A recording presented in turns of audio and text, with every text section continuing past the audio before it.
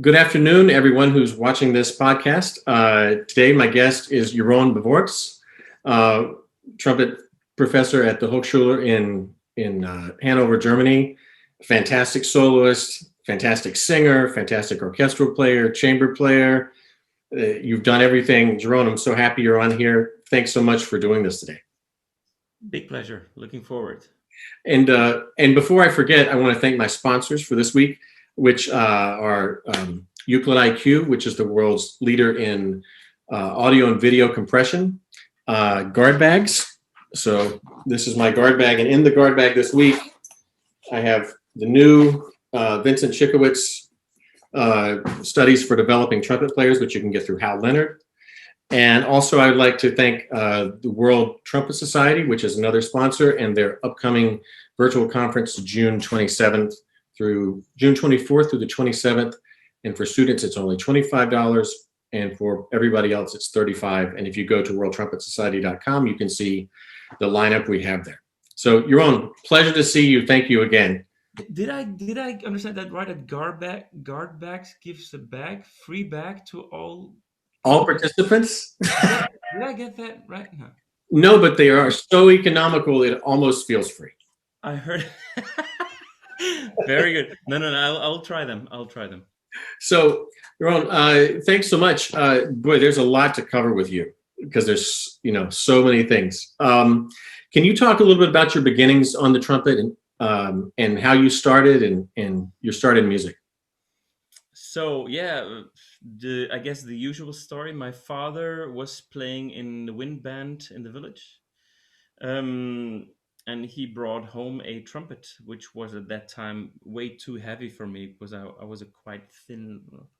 But he's the first one that told me how to spit in that thing. So I remember that's the kind of with the tongue between the lips.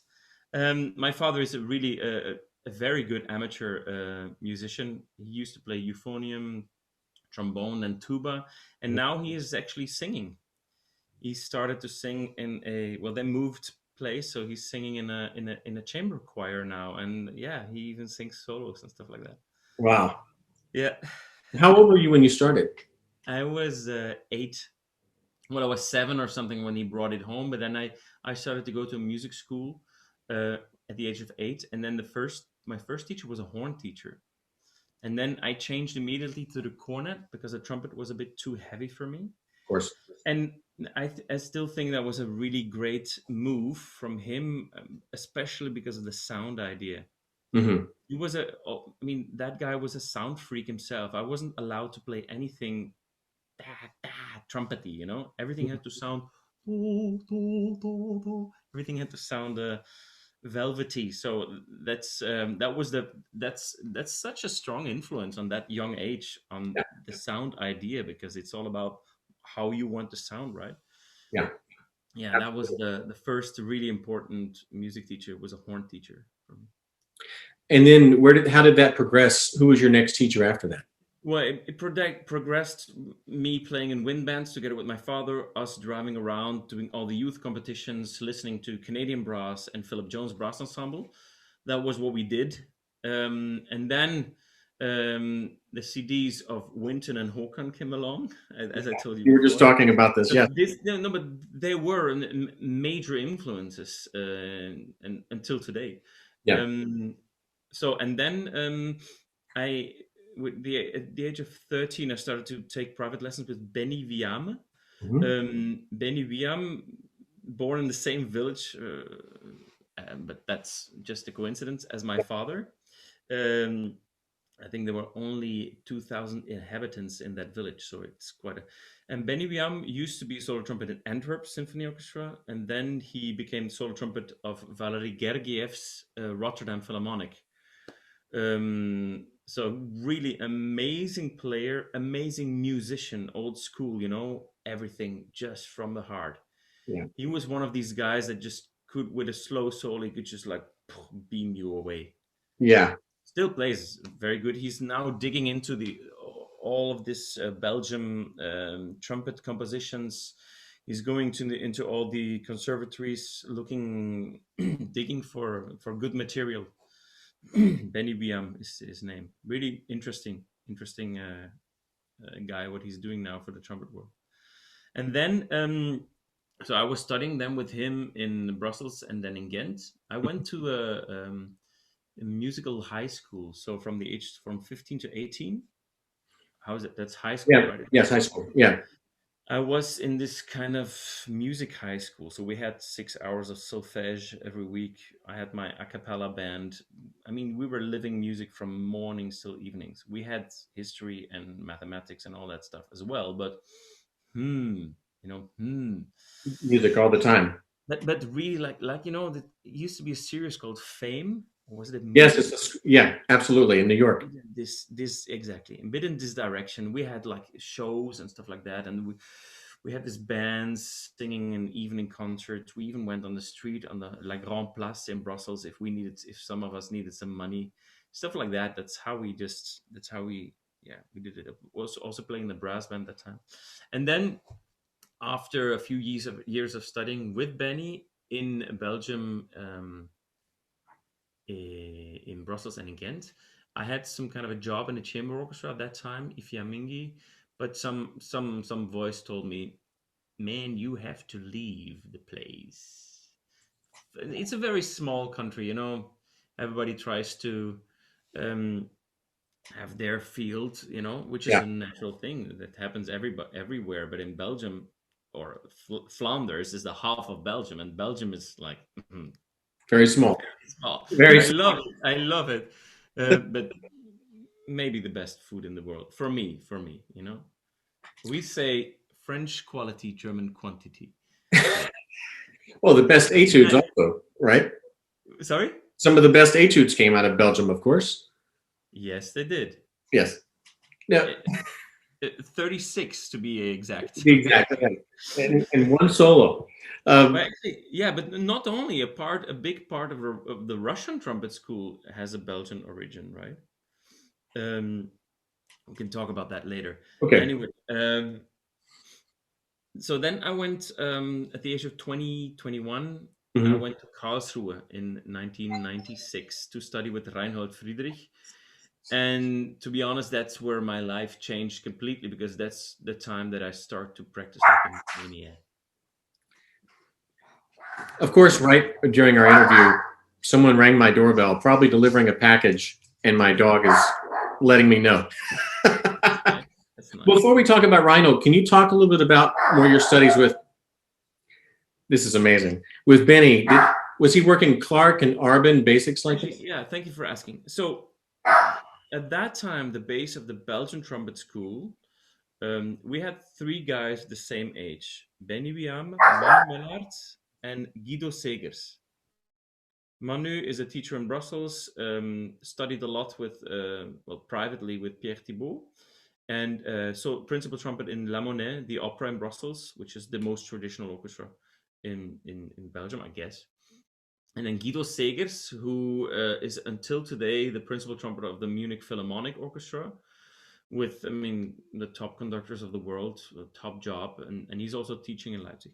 So these three guys, all the same age, that was my influence in that's only Flanders, right? We're talking about 5 million, 6 million people, and that's three top players of exactly the same age. It's remarkable how many great brass players came out of that little. I mean, principal trombone Concertgebouw, Ivan Merlemans, principal trombone Bamberg, Ben Hamot. That's only the guys. I mean, some of the guys who left, right? It's amazing, and they all came from these wind bands. You know, Yeah. we had villages with three different wind bands: the Liberals, the Christian Democrats, and the Socialists. A generation before my generation, the generation of my father, they were not entitled to talk to each other. Amazing. It's like West Side Story, you know. Like, no, no. A friend of mine got married then from the Liberals with one of the socialists. That was like some people wouldn't talk to them anymore. Incredible.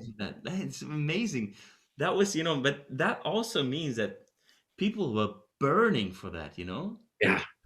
It's like if you would go to a competition with your brass band or with your wind band, you'd do anything. You would die for that band, you know. So that, but that is a very good support to create a really good willpower, you know. Hmm. But anyway, the trumpet school where I came from Benny, was very based on the French school, and I had quite a few lessons with Pierre Thibault, Okay. Bo Nielsen also privately. So it was based on the French school, Pierre Thibault, Armand, then also influence from outside. I did a lot of Collins with them, Hmm. Clark, Stamp. Yeah, very Pierre Thibault minded actually, from the idea. Interesting. Schlossberg, of course. The whole things, the whole bunch, and etudes. Charlier, all the etudes on the B flat trumpet, and then if you're strong enough, you can do them as C trumpet. But they are written for B flat originally because Charlier was a B flat trumpet freak. Right. Made his own trumpet, and then when you're strong enough, you can play them in C. Talk a little about those lessons too with Thibault and with Boo Nielsen. What do you remember from those? I'm sure Thibault was always warm. I think on one hand, I could say I would teach probably exactly, try to teach like he does, as precise. But the other hand, I would do exactly the opposite. I would always try, if there is a problem, I would always try to find a place that we feel safe and that we can trust with a student, and then work our way to that problem, Right. and not so much, no, encore, no, encore, no, this Yeah. like, but I used to do that as well. I used to spend like an hour on one bar, Yeah. And that always went very well, right? Well, I mean, if you love yourself enough, then you can go until you don't break down. But if you have a little bit lack of self-confidence, then it can just break you completely.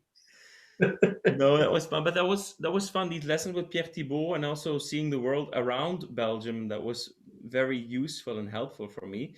And actually, Bo Nielsen, uh, I went several times to him in Sweden, and also took lessons with him at courses. He's the first person to really honestly say to me, "Man, open your eyes. Come on.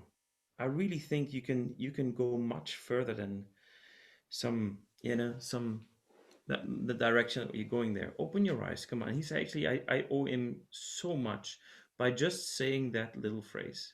Yeah, And that's also by showing that when you want to become a really good pedagogue, you never give up on somebody.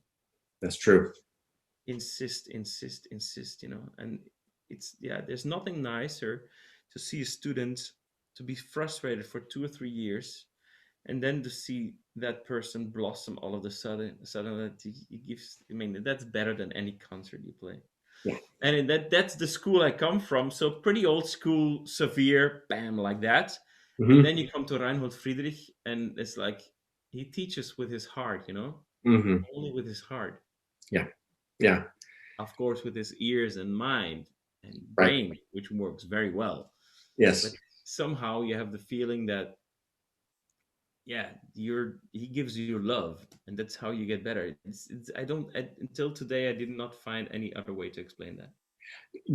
Before we came on, we were talking about people you connect with and you meet and you instantly like them. I think Reinhold is one of these people, in my mind, that it's like that. You instantly see that. So, yeah, you had quite a number of influences that have played Well, into, yeah, yeah. all of these. I mean, recordings of Hakan, and then after that, of course, recordings of Reinhold as well.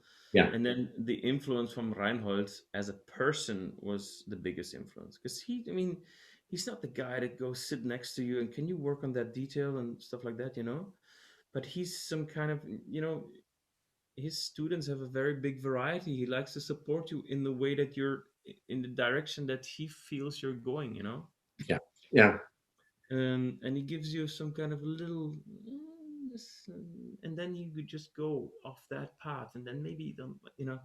Yeah. It Yeah. wasn't easy with me because I was always going like this. You were hard to pin down about which direction you wanted to go, I guess.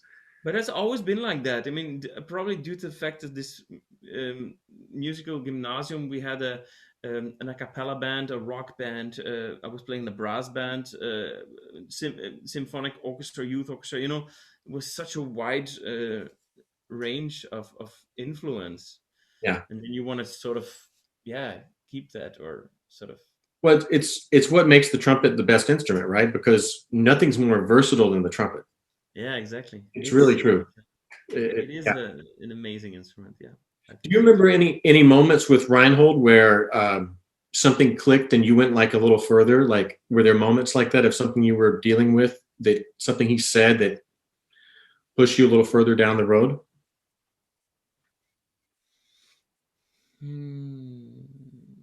Or not specifically? No, it was more the whole road. The whole road. I remember preparing for the ARD Munich competition. We had to play Michael Haydn C major, and I had a whole day of practice. And then Reinhold and Klaus Schuwerk. Do you know Klaus Schuwerk? I don't know.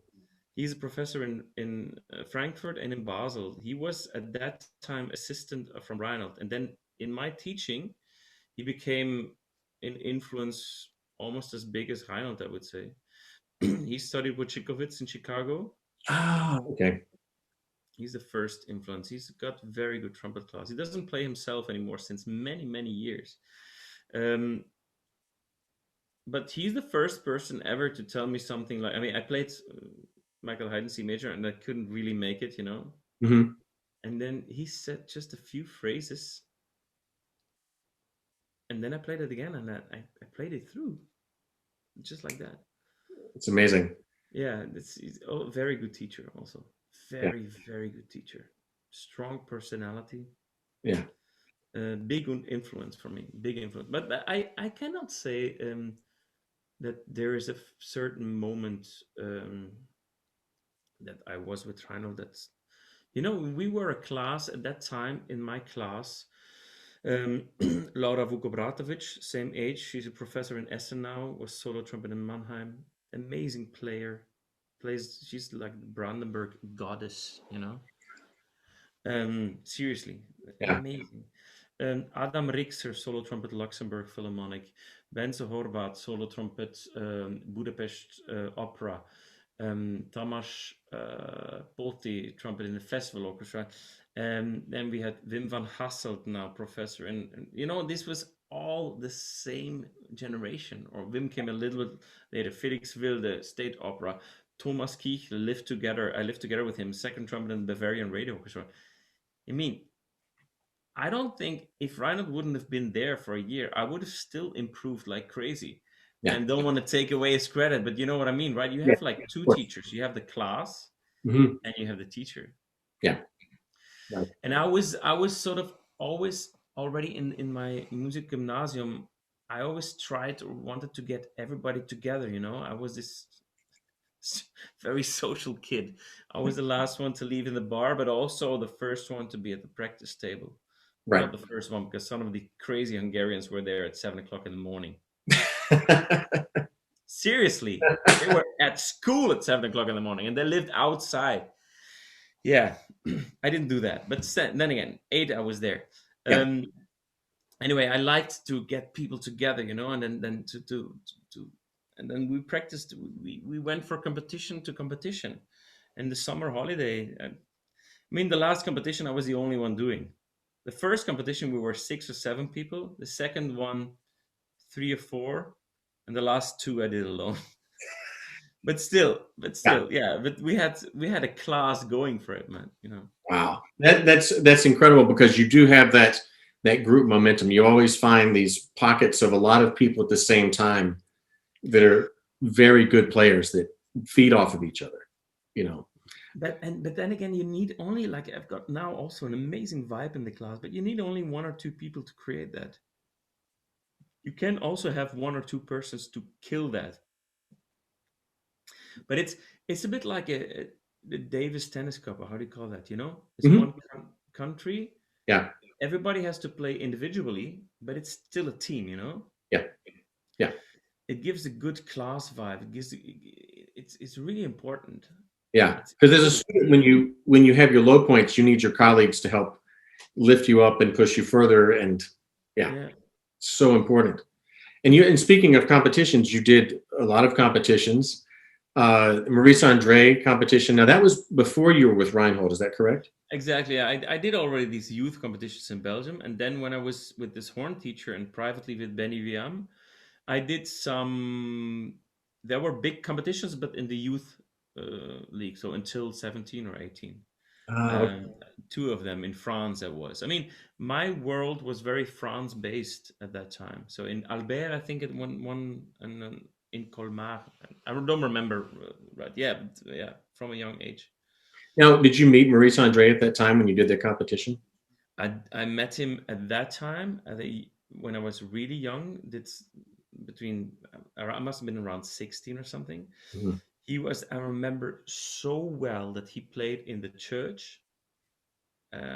After the competition, he played Ave Maria. He just picked up his trumpet. He felt like playing full house. He played Ave Maria, and I think the beginning of Norma.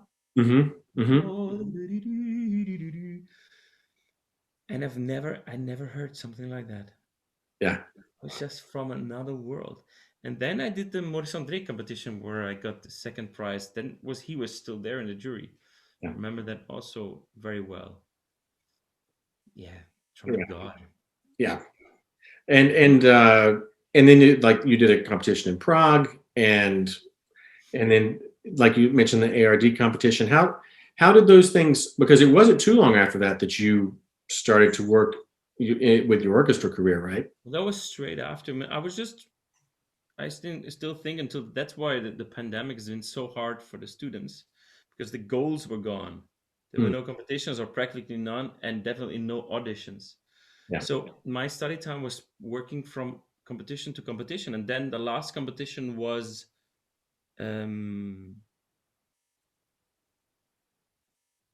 I don't remember. I think it was in Markt Neukirchen, and then there were no competitions coming up for 3 4 months, and then Reinhold said, "What about job? I know you want to do solo work, but in Germany, when you have a big principal job, you have time. You have so much time." Because in Germany you play only 50%, or I mean 58% or something, and then you can negotiate a little bit. So, Yeah. and then there was Munich Phil free, NDR Elbphilharmonie was free, and HR Hessischer Rundfunk, where Reinhold was before. Hmm. Reinhold was still playing the orchestra when I started to study with him. He stopped the orchestra during my time, and then I did Munich Phil, and then I did Hamburg. Yeah. These two editions. What do you remember about the Hamburg audition? Obviously, you won and you played in the orchestra for a number of years. Can you talk about that, like that experience, and maybe some of the conductors that you played for that you remember? First of all, the audition is a very strange experience. Now my students are doing auditions and auditions and auditions, and um, you talk to them about preparation, or they want to know, how you did that and stuff like that. There's first the most important rule is that there is no rule in how to prepare for audition. I think you can only give your best, right? Right. Um, but for me, it was like that. I remember so well driving with the train over the water in Hamburg, over the Alster, being so impressed by the beauty of the British style houses and the British style city, taking a cab to my hotel, Mhm. and I was literally saying, "This is my place. I want to be here. This is where I want to be." Yeah. Yeah, and then I didn't play better there than in Munich, or that's just where it was meant to be. Yeah. Yeah. And talk about the audition there too, because did the orchestra decide? Was the whole orchestra there as a committee, like in Berlin? Was it similar to that? The whole orchestra decided. Yeah, it's everybody is there. Yeah. I remember that there was a guy standing up, getting to grab his newspaper while I was playing pictures. These are the things you remember, right? I also remember that I split at least 3 notes in the Haydn concerto. Yeah. But that's not what it's about. I mean, Right. if the orchestra is looking for music, I think there's a big difference in a top job and a smaller job. Um, in somehow sometimes I have the feeling that auditions in really big jobs you can make more mistakes because they want to hear something special. They want to hear more personality. They want to hear more music. Yes. As in there's no bad orchestras anymore nowadays, but in the smaller orchestras, you have the size in Germany, Yeah. Yeah. there you have to play more. So Precise. Yeah. Yeah. Because they're not listening the same way the big orchestras are. yeah, I mean, it sounds a little arrogant. Don't want to be arrogant. It also has to do with the people who are playing in the group, what they're looking for. Some people are still playing. Some orchestras are still playing pretty much. Let's hit it, Let's hit Yeah. everything, and as a main thing. So it also depends what they're looking for, I guess. What do you remember about some of your music directors like Eschenbach? I still played with Günter Wandt, actually. Günter Wandt was the Bruckner master in Germany for many years. And I remember making a recording with him for RCA. We did the Posthorn Serenade Mozart. Mm-hmm. And an assistant of the orchestra called me up in the summer. Said, Mr. Wandt wants you to come and pick up a horn because he's got a real post horn. And he would like you to play the post-horn serenade, which we were going to record. There's a recording out. Yes, yes. He would like you to play that on that instrument. And so I picked up the instrument, and it was just It's terrible. incredibly bad. And then he said, yeah, but this guy from that orchestra played it on that. And I'm not going to call the names, but I know that guy from that orchestra. And I definitely don't want to sound like that guy from that orchestra, right?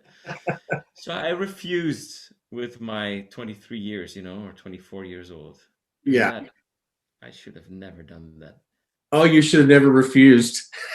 No, but the thing was, that's where I became mentally stronger. That's where I started to do yoga and all that stuff. Yeah. The only thing I could see from pom pom bim pom yam pom, it's just see his head go like, no. So what did you play? Bad. They were just saying silly things. Too late. To that. To this. To that. Because I was playing on the horn that I wanted to play on. Yeah. That was the most. What did you play it on? A guy, Klaus Popp from the company Wetzel in Hamburg. He constructed a horn. Then he modified that after that. There's actually with that horn. There's a beautiful recording. Of Giulio Cesare from Handel out. It's a CD. I think it's called Reinhold Friederich and Friends. Yes, I've seen that. With a countertenor. I'm playing that on that horn. Beautiful singer, great friend. That horn is really lovely. But I mean, I was so stressed on this recording. My good God. He was just going, I had to play every single rehearsal 3 to 5 times. I had to play that thing with only, he was just keeping on conducting, and just the thing was, his head was going like that. 87 years old, right? Yeah. Stubborn as, yeah. That was a very strong experience. And then it ended up me standing up in front of the whole orchestra. And then, concertmaster, tell me, am I too late? I was just going straight to him because he was, of course, next to the conductor, and it made him, and I put him in a very nasty position because That's right. That's right. all the colleagues were telling me in the break, like, sorry, just keep on playing. You're not too late. He's just got a problem there with you, Yeah. He did that several times. It's just when he felt like it. Did it get better after this recording was finished? With Vaughn? He loved me. He played so many Bruckner symphonies and everything, but he just couldn't bear the fact that I wanted to play on my horn. And after that, I heard something of the story, a conductor's only entitled to talk about from what comes out of the bell until his place. That's what he's entitled to talk about, and not everything else, Right. Exactly. Yeah, There's, I guess there's no rule, but that was it. You just wanted to hear a story of the time with one. That's one oh, story. that's the story. Yes, And that then asking the we, concertmaster. yeah, yeah. And then actually the time with Christoph Eschenbach, he was my first chief conductor, and I couldn't be more grateful to have had him as a first chief conductor. Yeah, The most beautiful person. I mean, really very thankful for that. That made my life so easy. yeah, yeah. He's a great personality, great musician. Um, yeah, that was very, very nice to start with him. And then you still had Dagnani after Yeah, this, correct? yeah. Yeah. I mean, of course, he's very well known here in the States because of his work with the Cleveland Orchestra. What do you remember about Dagnani? Well, this is the thing with the internet, right? I can't say everything now. No, just joking. I had a very good contact with him. Hmm. What I remember, right, that was the time that I realized that an 80 or 75-year-old world famous conductor can be as nervous as a third trumpet or whatever. Yeah, That was the first thing I learned. And well, if a conductor has to project that nervosity towards the orchestra, then you create problems, I guess, mm, because a conductor has to keep the standing. But what I do remember is that the musicians of the orchestra practiced much more, hmm, and the individual playing became so much better. Also, a quality that conductor needs to have by getting respect from the people. yeah, On the other hand, you feel the fear of many people when they're playing. yeah. So, yeah, There's a balance. How about Hingelbrock or Gilbert? Do we have Engelbrock. any in it? Yeah, Engelbrock was a conductor that came from the old music scene, Hmm. and we had I played Beethoven symphonies with him that I've never ever lived more full of music and joy. But I played other things with him that I found, yeah, much less interesting. Yeah, It's not an all rounder, which you have to be when you lead a top orchestra like that. yeah, yeah. Uh, yeah, I But mean there's topper orchestras. Yeah, you have Berlin Phil, you have Concertgebouw, you have Vienna Phil. So it's the league under that, but still, it's an orchestra that performs most styles, and it's the core repertoire is the late Romantic and now 20th century repertoire, and now that's the repertoire a conductor needs to know everything, yeah. you know. Well, during this time, were you all? Is this when you started playing with Stockholm Chamber Brass as well? Yeah, well, actually, during the time that I was playing with that Dohnani was a chief conductor, I started to play with Canadian brass. Oh, that's right. Yes, yes. Um, I met the Canadian brass through a Yamaha event in Berlin. Hmm. I played something, and they played something. Fritz Damroff was also there, played something. And then we met up. I met up with Joe Burgstaller and Jeff Nelson, and we had a blast. It was really fun. We had one of these dangerous nights, that never end. Yes. So yeah. And next day, sitting in the jury for the competition with the hangover. There's a headache. But that time is yeah, but that time is long gone. Yes, of We course. don't do these kind of things anymore. Um, so that's where we met up, and then the Canadian Brass was on tour in Germany, Hmm. and then they were playing in Hamburg, and I called them 2 hours before the concert. Hey, can I have an extra ticket because a friend of mine, principal oboe player, wants to come along?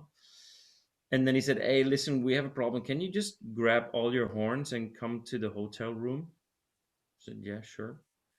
So that's what I did, and then I played the concert that night, sight reading everything.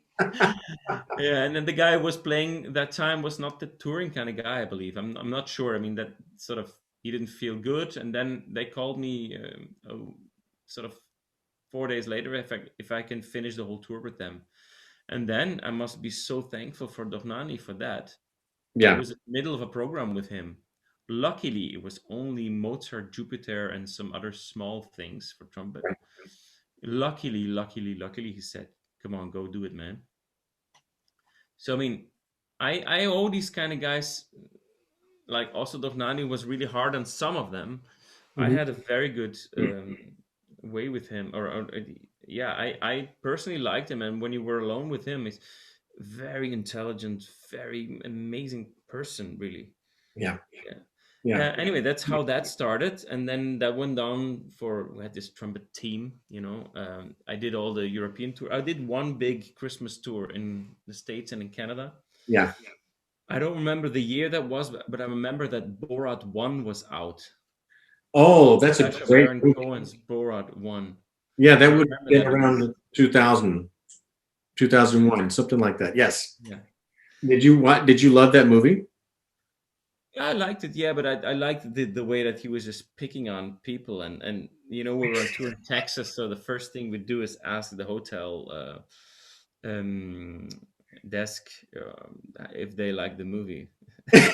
And that's why I remember what year it was, because it was Borat was out. Yeah, great experience. Actually, I learned a lot from the Canadian Brass in terms of programming. Mhm. Not that I'm programming in any way. I mean, I'm mostly playing only original repertoire. Right. Not only, but yeah, 95% of the time. But in terms of how to build up a program, they did that so nicely and still do that. I mean, how to put that line in there. Yeah. Yeah, and then I stopped that, and then yeah, the Stockholm Chamber Brass started straight after that with actually 95% contemporary music. So that was going from one end to the Yeah. complete different. But the videos with Stockholm Chamber Brass, you guys were doing some pretty innovative stuff. I mean, you're on there singing, which we'll talk about a little bit. Yeah, There's the percussion being played while the trumpet's being played. Some of the ways that you guys changed the seating for certain pieces, I thought was interesting. Is some of that stuff you picked up from Canadian Brass as well? no, not at all. This singing and playing just came from the idea about after reading a book from Sting.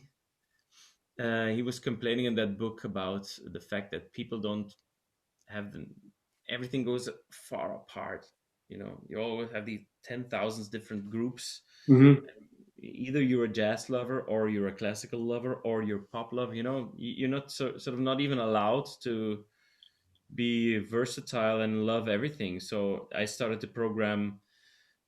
Still do that until today. I play Ligeti, and then I play My Folly Valentine, and then play Hosokawa, and I think music is music, and Yeah. Yeah. there's no. I mean but that's just my taste. Yeah.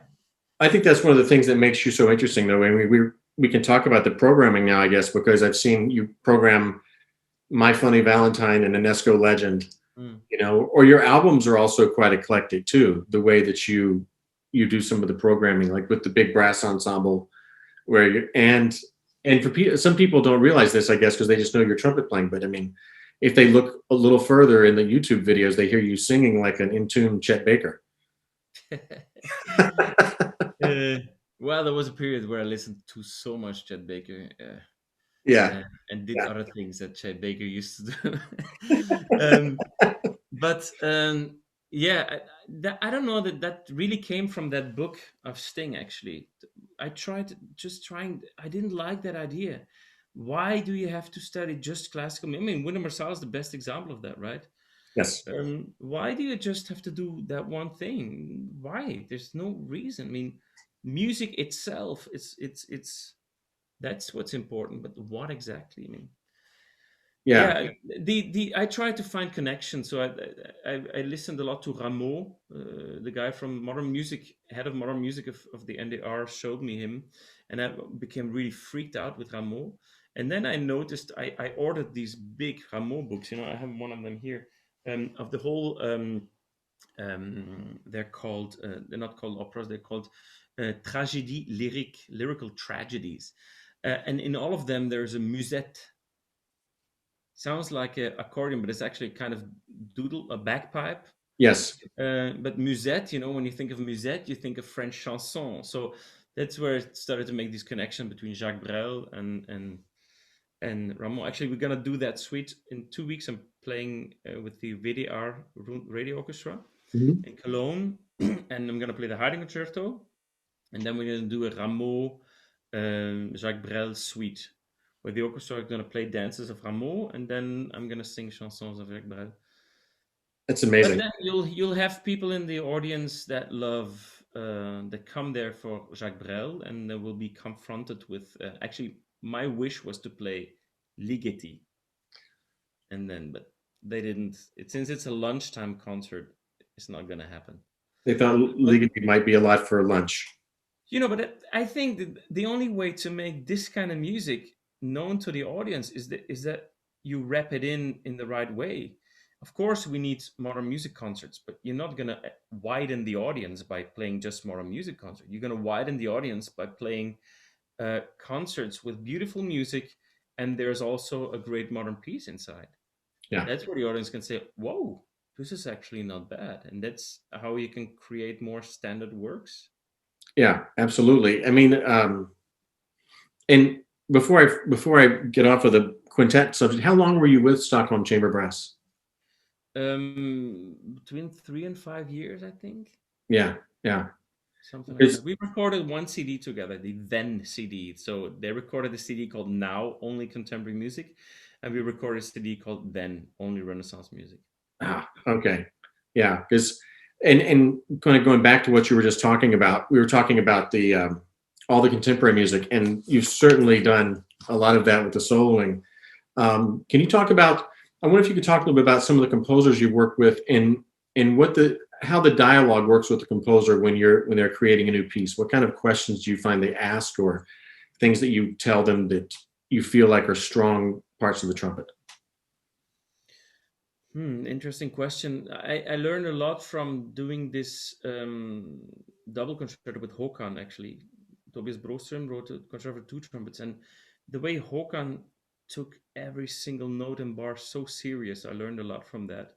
Yeah. And questioning. But what he did, and what I never did before, very dominantly say to the composer, "Look, this sounds good on a trumpet, and this doesn't." Hmm.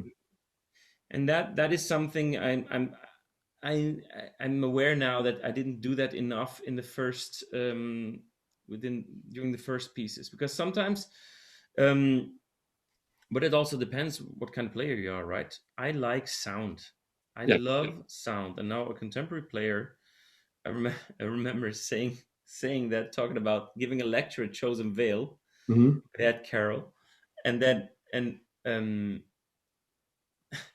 talking about the pure sound. And in Chosen Vale, there's a lot of modern music.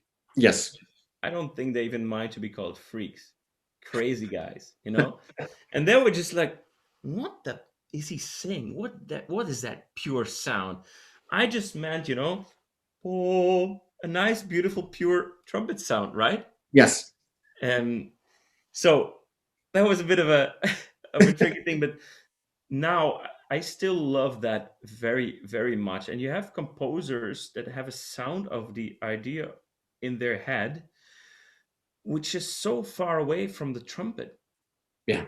And you think, man, okay, I can sing if you want, or I can take the mouthpiece, or but for this sound,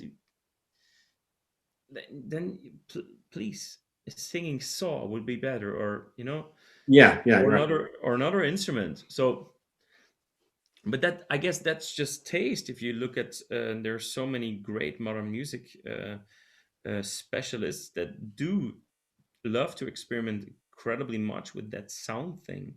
Yeah. But yeah, And but a couple of the those. work with composers is yeah, some of the most interesting musical work I find, because they go from a completely different perspective. They go from the origin of the music, and for a composer, it's completely different as for a painter. When a painter paints the painting, it's done, and you look at it and you can interpret it. But when the composer composes the piece, you still have something between the composition and the person who interprets or listens to it.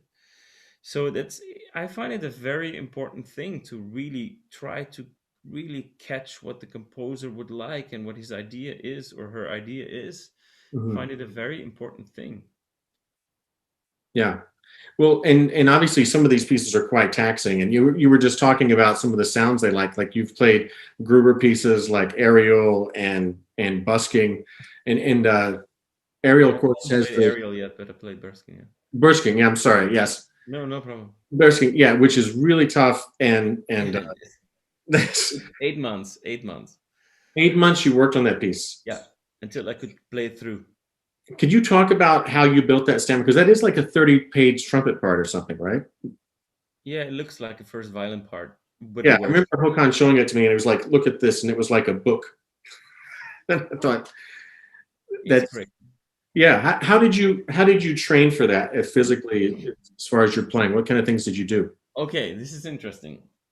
Um, what I did, I never played fast. Hmm. I only played slow by connecting the notes. So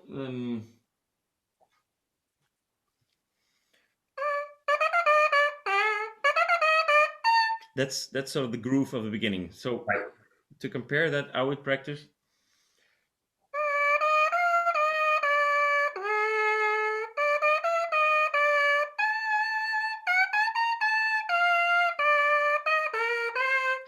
only like that. So I put the metronome maybe 30 beats slower than the actual tempo, Right. and played like maybe 4 or 5 lines at first. Yeah. Wait a little bit, air, a little bit singing, Hmm. song and wind. Yes. The next 4 or 5 lines, air. So for a 30-minute piece, with that approximately is, I needed in the beginning like an hour and 20 minutes to get through it, but never being tired. So you start every episode, every single part of the piece, you start fresh. Yes. Because I do.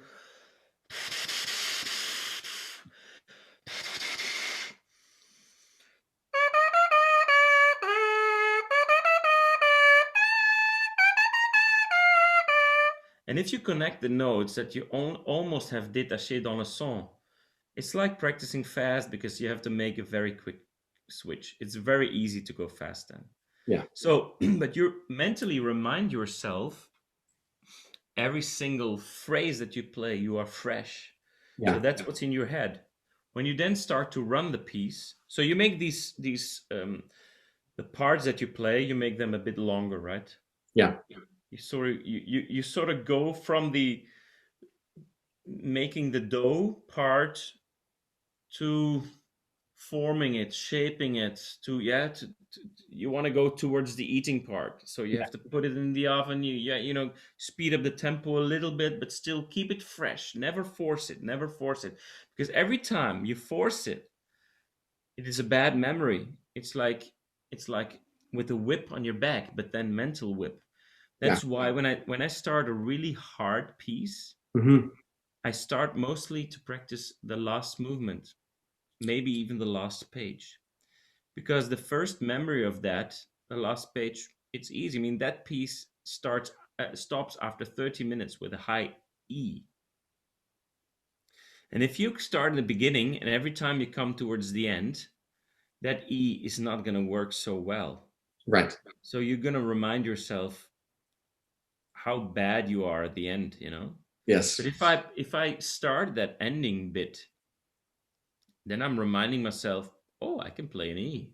Nice. And Yeah. then you go take your steps. But but this is the basic of my own practice, because I've when I started to study with Reinhold, my weakness was stamina. Power, high register stamina was my weakness. So that's and now, I mean, that's what I worked on most. And now I'm gonna play a recital with Reinhold together in exactly 1 month. He's gonna play. I made this program together between life and death. Okay. He's gonna be live, which is him. He's the Yeah. signing. He's only gonna do D major concertos with organ, and I'm gonna play death. I'm gonna do La Mort de l'Aigle, Michael Blake Watkins, Hmm. 9 minutes on the face, really on the face, but amazing piece. Hindemith Sonata, Hmm. Alle Menschen müssen sterben, about death at the end. Ligeti, The Mystery of the Macabre, Yeah. and Hosokawa at the end going to E flat major, Holy Trinity, seeing the light. So they're all these four pieces are Yes. like this, right? Yeah. So and Reinhold is playing Michael Haydn D major, Telemann D major, Fasch D major, and one more I don't remember. And So it's all gonna be, on a Summer Piccolo with a 1C mouthpiece. I don't know which mouthpiece he's gonna use, but I don't think he's playing Michael Haydn with the 1C mouthpiece. That's true. I hope not. I hope I not. do not think so. I hope not. That's true. That's true. Maybe the others. But that's he told me. He says, "Oh, I play 1C on the Selmer Piccolo." I thought, okay. Yeah, he plays big mouthpiece on the piccolo. Yeah, but like, that's for easy pieces like Telemann and Mozart. That's his middle register, man. That's true.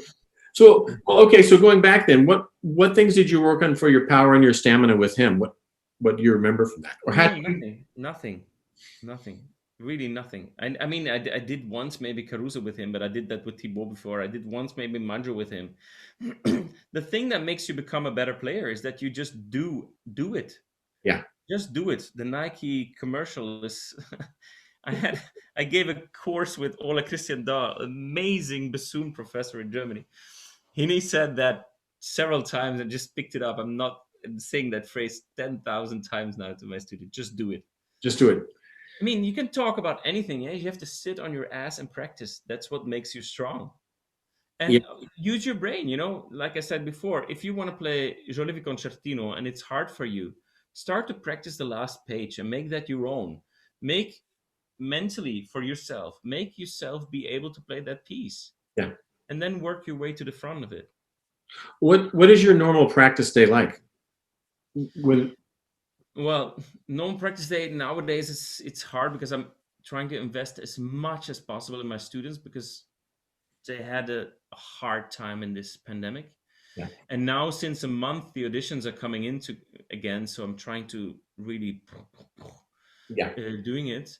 So a normal day where I have time to practice looks like long tones. But that means for me, I start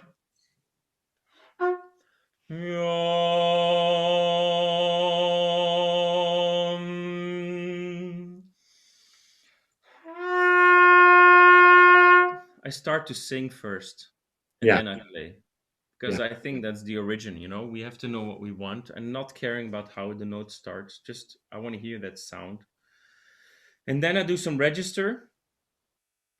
That can be, I mean, there's so many things. I did Shikovits for the last 25 years, so I know, I think it's 20 by now. That can be Majo, Stem, Shikovits, or whatever it is.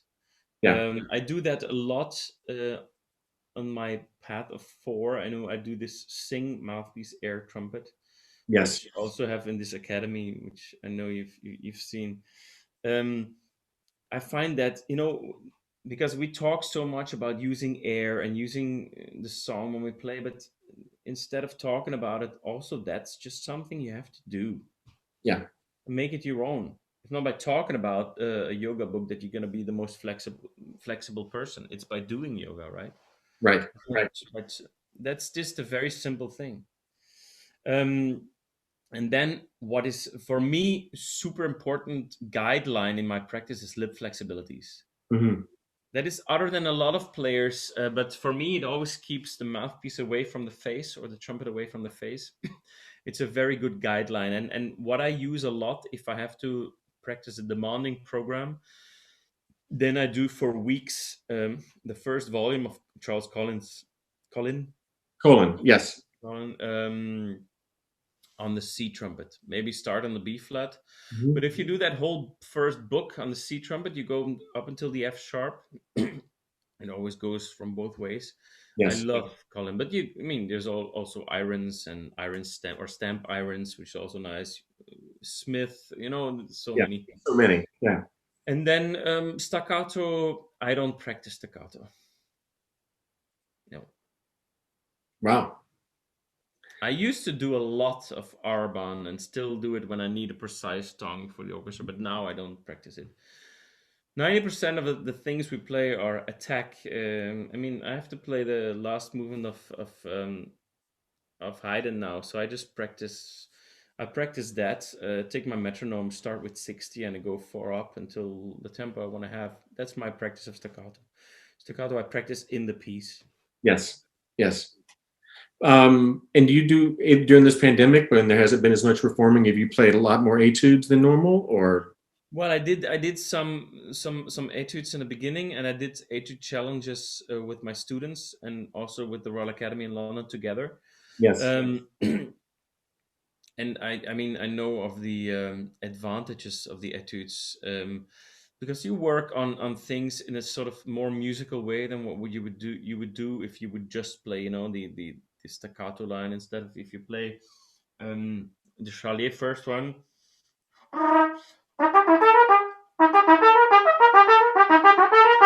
You can make music in that, or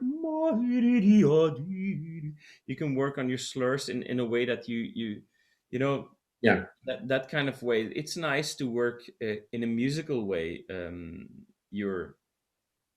To improve your skills in a musical way is something really nice, I find. Yeah.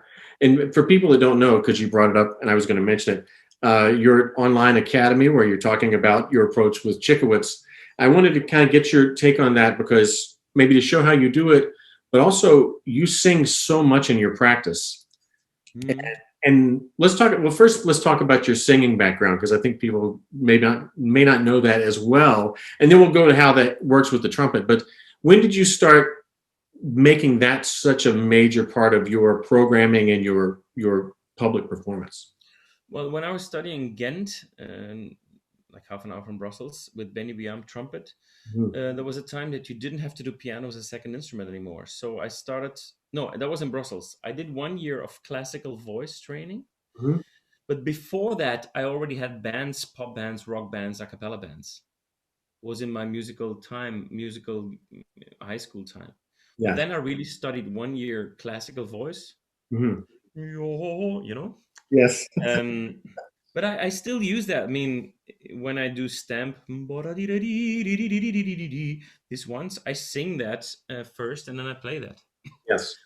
and then I sang with big bands, with pop bands, with stuff, and then I went to Karlsruhe, and I only concentrated on trumpet Right. only. So I studied then jazz vocal studies in Ghent for 2 years Yes. next to the trumpet, and then I stopped that completely until I met Lorenz Raab in Vienna with the Mahler Youth Orchestra, and he was a jazz guy. His wife played piano, so we started to do some Chet Baker songs and some Sting stuff at his apartment late night. Yeah, and then that's where this came back. He said, "Hey, come on, let's do something." So we recorded a little CD called J Lo. Oh my god, how original! Yeah, nobody knows of that. Nobody's ever gonna find it. You've bought all the copies and you've hidden them. No, I think there's somewhere you can find it. No, it's like, I mean, it sounds exactly like Chet. You can hear that. Oh, there's a guy that listened to Chet Baker for 5 years in a row, and he would like to sound just like that. That's how it sounds like. But it was fun. It was very important for me to go back into that. But now, what I do in my approach of basic fundamental training every day, and Shikowitz is one tool that I use for that, is sing, mouthpiece, air, trumpet, and but as a perpetual, like as a never ending story, that at the end you don't know what you're doing, so you sing until the air is gone. You breathe in, you play on the mouthpiece, out, in, air, in, trumpet, without any other breathing in between. So it's some kind of a meditation. Mhm. May I show it to you? Please, please, of course. So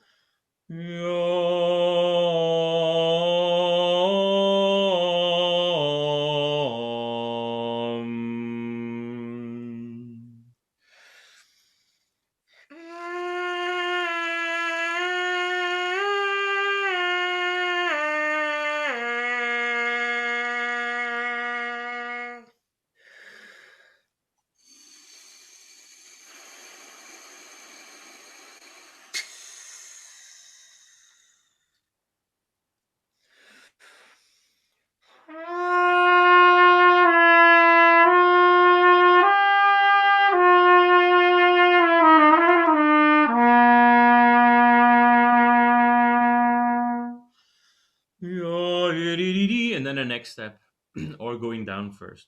So Yeah. that means that you're just doing the same all over again and just doing, Yeah. only making it. And since you're singing, mouthpiece, air, trumpet, it all becomes one, you know? Yes. Yes. And it keeps you out of the physical thoughts about playing the trumpet. Exactly. You always have it down, lift up, play. Down, lift up, play. Just always in motion, always in motion. Do you do any of that with flexibility as well, or is it mostly in the long tones? Well, flexibility, if I would do the whole volume of Charles Cool. Collin, then I would sing 50% and play 50%. So really, mm,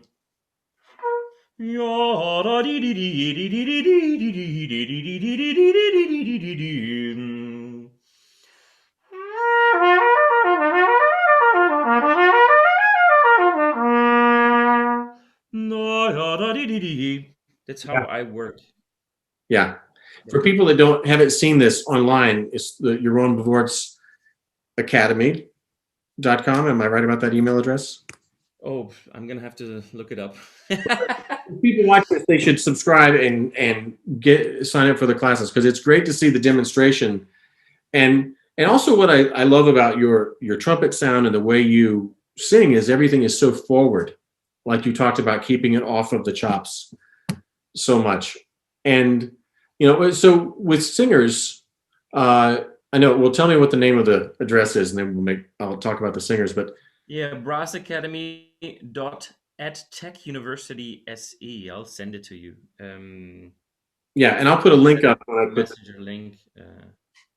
yeah, and I'll put the link up on the when we put this on YouTube also.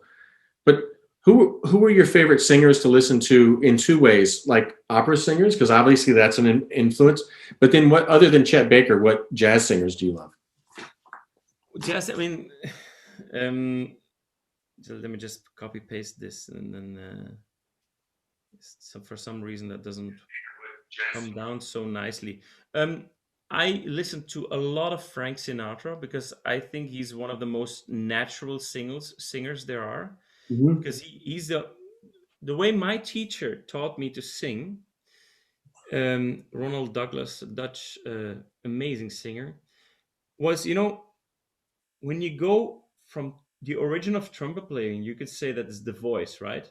Sure. Your imagination. The origin of singing then would be speaking. So he'd make me your eyes, they don't shine like they used to shine. Your eyes, they don't shine. I would have to speak it first, and then he'd make me sing it. Yes. So that you can always go back one step. And at the end, the original step is in the imagination, right? Right.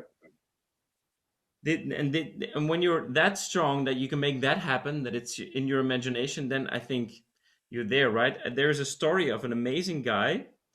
Okay, now I got it. Who played for me Tomasi trumpet concerto, and he was really bad. Although he's an amazing trumpet player, principal trumpet in a really good orchestra in Germany.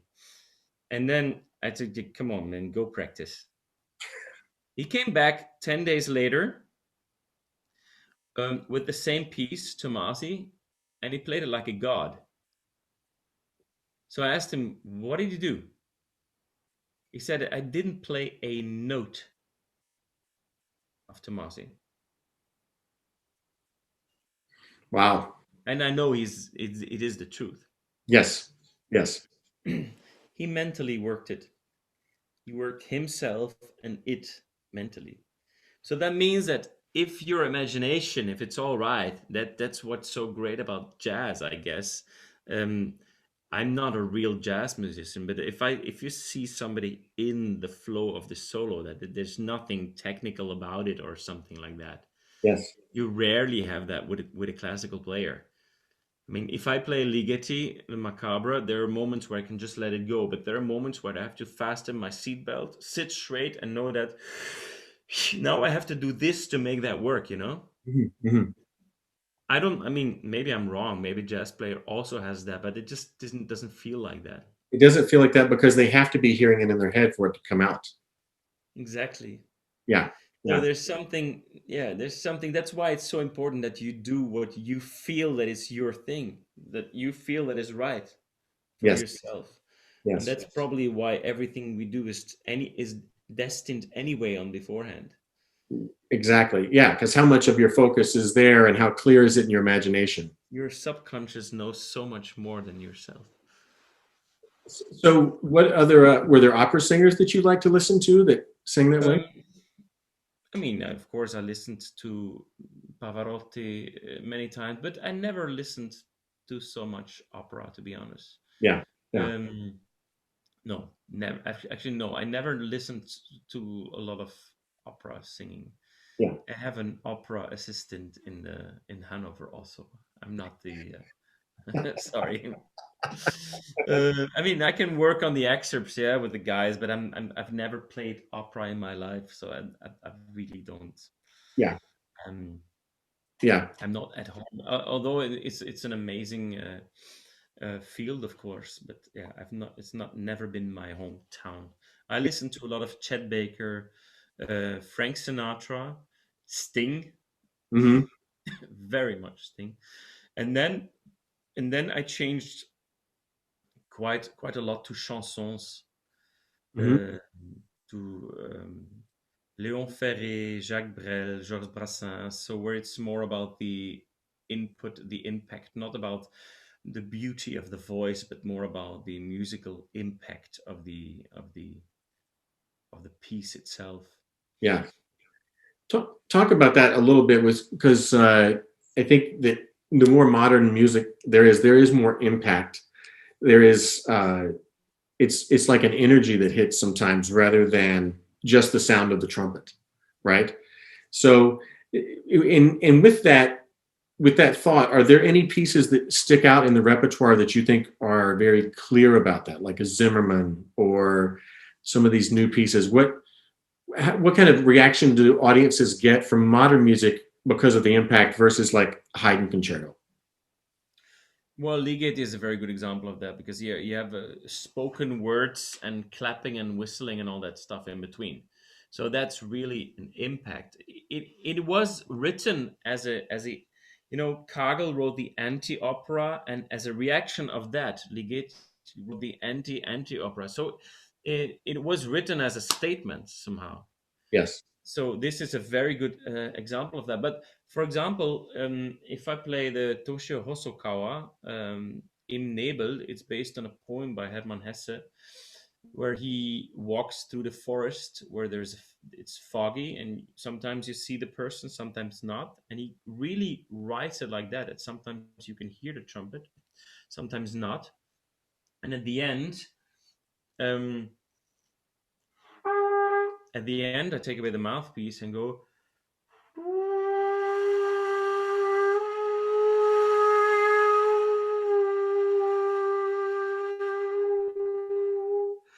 with the bass flute at the back of the orchestra, or if it's just even with the piano, he wrote a piano version also of Right. that. That is, I would say, an impact because it's a color that we don't know and a new thing coming along. An impact, Zimmerman. I mean, it has an impact because the orchestration of that time, written in '54, I believe, Yes. 1954, you had the Hammond organ. I mean, originally the idea is that it with a big band and strings, Yes. which is practically almost undoable because of the timing way a symphony orchestra and a big band plays, right? Yes. Yes. Bum or bum. Yeah. um, that's already an impact. I mean, so long before Wynton writes his jazz symphony, that's in '54. This guy wrote with a Hammond organ and saxophones and all that. So, and I mean, there's even before that time we have composers that do that. So, Yeah. these are impact things. But that's like John Cage, 4 minutes 33. That's an impact piece, right? Because it's Yes. silence. It's about or Magritte, the painting. Ceci n'est pas une pipe. This is not a. You say that, or this is not a pipe, or I think painting where he paints a pipe and the text says this is not a pipe. It's some kind of the, yeah, these are all impact pieces, I guess. so. Well, and for people that don't know it, your album Trumpet Tales I love because it mixes so many things, including that Hosokawa piece that you just referenced on there, as well as Three Charliers and My Funny Valentine. It's so eclectic. Yeah, I did. uh, First, we planned to record only French music. By the way, that CD is gonna be on Spotify in English soon. I wrote, because I didn't notice. I don't listen to my own CDs, right, on Yeah, Spotify. So I wrote to the label, hey guys, this is only in because on Apple Music it's in in Japanese.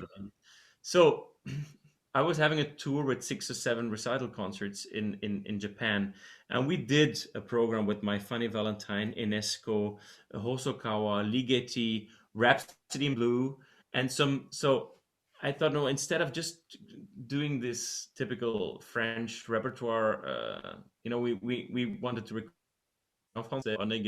this. So we made a sort of a concert CD out of it with what we play, and I also play the Charlie Etudes sometimes in concerts. Yeah, on B flat trumpet. Well, yes, I do that because I like that, but everybody's entitled to play it Of on course, of what he course, or she of should course. play. But yeah, so there were a couple of recordings I wanted to bring up, and then before we talk about your teaching, um, people don't know that if you go to Apple Music, you can find so many recordings in the Limelight, which is That's gonna be out on Spotify now within probably 1 week with the allowance of Hall Leonard, because it was complicated because the Husky used to be there and then Hall Leonard brought that, and so this is gonna be out soon. I'm really that was my first recording, and that was a long project because I recorded it over several months. A day there, a day there. That yes, was fun. yeah, and it's a great recording. It has all Brandt, Burma, Enescu, all these great standard trumpet works, but they're played very fresh. I love that. Romantic repertoire, yeah. Yeah, the great recording of the Hindemith Sonata that you did. Great piano player. Great piano player. And I found that recording interesting because it wasn't a collection of all of the brass, right? It was a violin sonata. It Well, was, actually, I gave him, I told him, I play with him very often the Shostakovich piano trumpet concerto. Um, and I told him, Mark Gold, great guy. Um, um, Glenn Gold, uh, he recorded some Hindemith sonatas, right. a mix, right? Was Yeah. it only brass or? I think it was only brass with him. Yeah. So, but he always plays with Isabel Faust. So, and then the other ones is, so you have the violin cello, I think, because Yes. that is two chamber music partners where he always plays with, and then a trombone, Alto. alto, and trumpet. Yeah. Yeah. But I do think that piece, the Hindemith Sonata for trumpet and piano, is a masterpiece, even compared to other pieces. I mean, I know the guy wrote so much music, and Yes. probably not all of it is amazing, but I found a letter where Hindemith writes his editor saying that he's very content and pleased with his productivity lately, but he would like to raise out or point out that his sonata for trumpet and piano is very he's very pleased with his work. So he found that piece of himself a remarkably good piece, Yes. which is true. I mean, it has so much impact. It had so much heaviness in it. Yes. Absolutely. Yeah. I don't get tired of that piece. It's an amazing piece Yeah. of music. What do you play that piece on, by the way? What instrument? On my Yamaha B flat trumpet. B flat. Yeah. Recorded, it was on I think on a Zeno gold messing Hmm. bell, but that time I still had different lead pipe. And Yeah. then I had a normal gold messing large because I used to play medium large before, and now I'm constructing well, we had to take a break due to the pandemic, but this is a construction of a new trumpet, which I'm making with Yamaha. Ah, It's very different. It has the big ring here. It has, yeah, it's very different than the trumpetimo. Very quite large here. yes. This is what we're working on now. We're just waiting until we're allowed to meet up normal again to keep on working on that. This is the best trumpet I've had until now. Yeah, it's and that's a terrific recording. And then there's the Signals from Heaven. I mean, there's everything's so eclectic with you, but it's all presented. This is the same idea. Signals from Heaven. I remember once, yeah, Gabrieli wrote all these canzonas. He put together in a book in 1694, I think the first one, or 95. It's called Sacre Symphonia, Sacred Symphonies. And then knowing that Duke Ellington wrote sacred concerts for a church in New York, so started to dig in and look out for that. And then I found this amazing arranger, Boris Nedvedtaev, a Russian jazz player. He came to listen to a Gabriele concert I had at the time with musicians from the NDR, and then he was inspired, and he constructed that two choir thing into these spirituals. Yeah, and you sing on that too. Yeah, which we're gonna do again finally in a few weeks. Yeah, Because it's allowed again. Wow. So this kind of leads me into the next part, and we've talked about it a little bit with your students. Can you talk about your approach to teaching and your students? I'm sure are quite advanced coming in to study with you for the most part. Most of them, but still, I take some pre-students, which could be 16 or 17-year-olds, or a first bachelor, it's 18-year-old. So yeah. And can you describe how during normal times, non-pandemic times, how much do they see you during the week? Is it masterclass and private lessons, or there's? I teach mostly in blocks. I mean, it's a bit different now because of the pandemic. The concerts have been out, so I've been there more often, but shorter days. But normally they have, about 4 lessons a month, and then we do a lot of audition training, stuff like that. Yeah. And then every semester brass projects, something like that. Yeah, but it's just like a lesson a week regularly, normally. Yeah.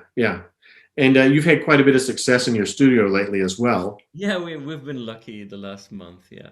Tell people like where your students have gone and what kind of things they've done lately. Well, the last month, I mean, there was just almost no auditions going on, and then last month it started, so there were quite a few auditions, and yeah, I mean, like I say, I mean, this is just a lucky flow, right? We had the audition in Leipzig, Gewandhaus, for the academy position.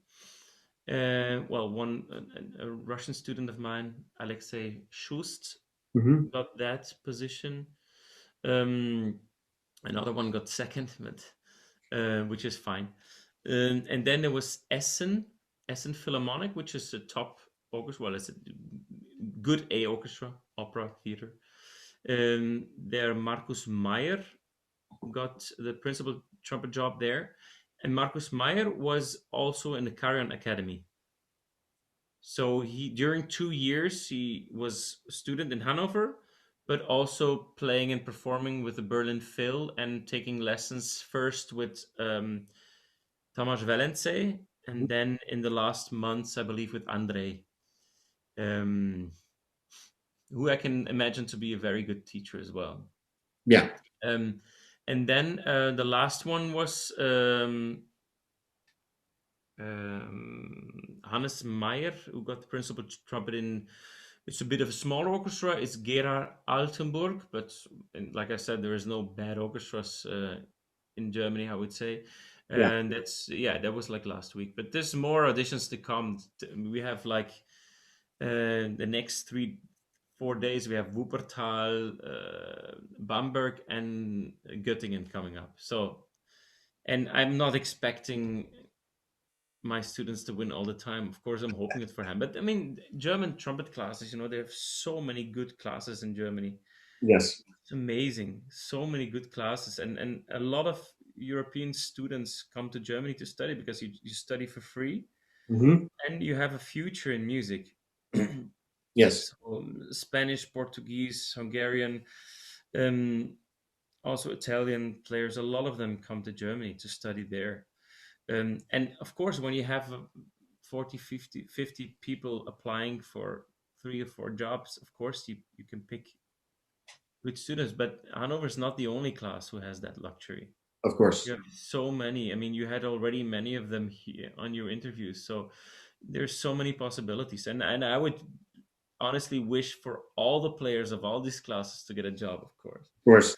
And yeah, we've just been lucky the last months.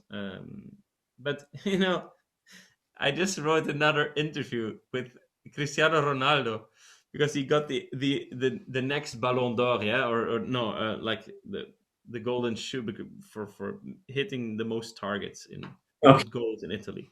Yeah. And his answer to his success was, I don't think it's such a big thing. It's just a logical conclusion to the work I do.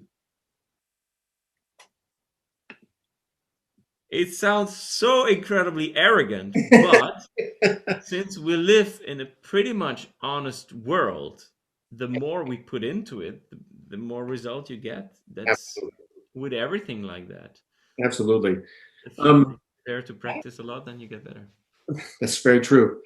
Well, one thing I wanted to ask too, and this is maybe because I'm American, but it looks like I see more and more piston trumpets in Germany than we used to see. Is that true? As far as like sometimes in German orchestras, I see pistons where before we expect rotary trumpets so much, like what we see in Berlin and in Vienna all the time. Like it's mostly. I cannot say that because when I played in the orchestra, I played on my Monka B flat 90% of the time. Right. It was like that was that tradition there, and I tried to sort of go with that flow. Right. Um, I'm surprised you say that, but then I'm not aware of. I mean, I teach when I teach in Hanover, I have my German trumpet there, and when we're working on Haydn, it's on German trumpets. When we're working on the excerpts, it's on German trumpets. Only sporadically, an Is it? American trumpet is used. I mean, I would for my dream world, it would be that the instruments are used. That I mean, I think it sounds silly a Shostakovich 8 on a German trumpet. Yeah. I don't want to listen to Vienna Phil playing that. I Yeah. want to listen to Mravinsky and Kafelnikov nailing that. Da, da, da, da. I want to hear that sound there. Yeah. So Because that there's a would trend in the U.S. because we do play more rotary trumpets here for more of the romantic stuff. So it feels like there's like a bit of depends on the piece now versus depending on the country you're in, I guess is what I'm saying. yeah, that would be great. I think if we go in this direction, but it's like it's a balance. What do you want? What is more important for you? When in the time that Charlier started, in 1903 he became professor in Liège until 33.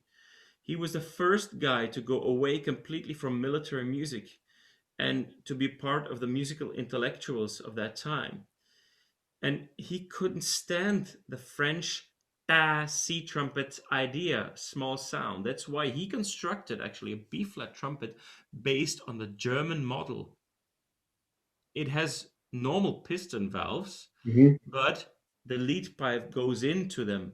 So it has sort of, I mean, it's an upright trumpet, Yes. but it has the German idea combined. So it depends and his students then won all the big positions, including Nikolai, who was then the big French trumpet player. Yeah.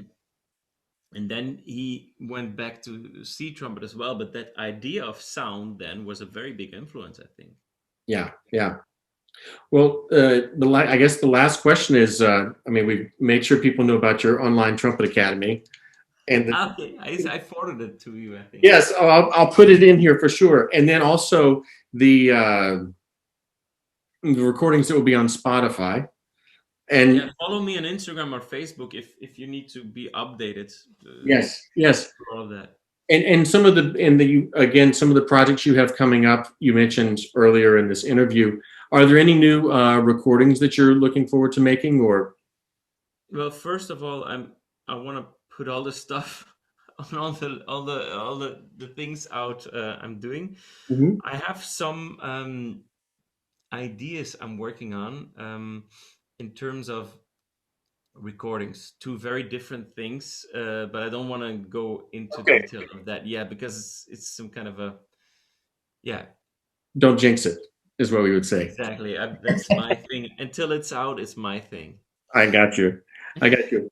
Well, I just wanted, I mean, there was so much to cover with you today, and I know we could have gone even deeper in so many subjects, but it's just great. And yeah, you're just a wonderful musician. It's great to always hear you do these things. And It's you know, been a super big pleasure to talk to you, Mark. oh, yeah.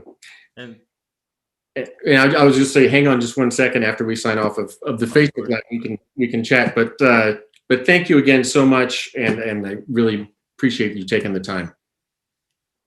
it was a pleasure. Thanks for having me. Thank you.